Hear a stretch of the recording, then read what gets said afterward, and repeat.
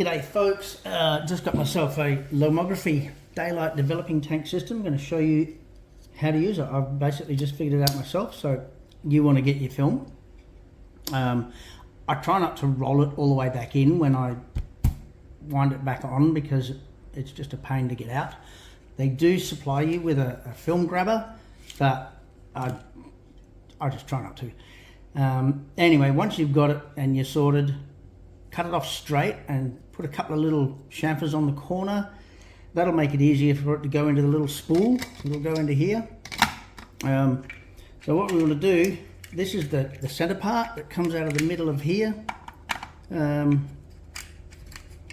What you want to do is line it up in there, get it so it clicks in nicely, line it up with the little spool, push it through this doorway till you've got a tiny little bit sticking out, and close that doorway. Then you need to wind it in so that there's just a whisker of it poking out there, and then it just slots into there. Normally you would do this with the lid on because it's light proof. This would destroy your film, obviously. So then you drop the tank in there, make sure this red dial switch is in the unlock position.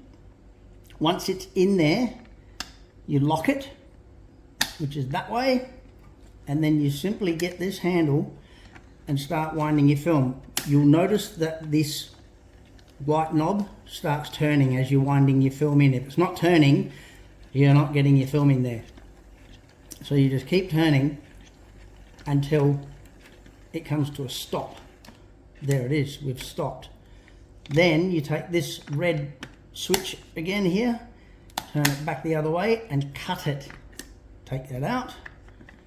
Once you've cut it, you just lift this out of the center.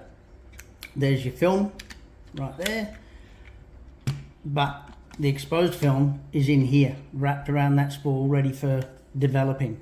As I said, you would normally do this with that on. If you do it with it off, your film's dead. The lid has a little keyway on it and it clicks into place quite nicely. That is light proof.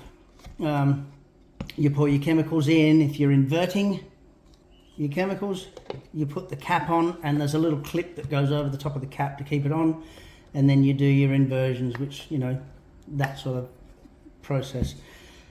It's that simple. It's the simplest thing I've ever used. It's amazing and I can't wait to actually get a film in it.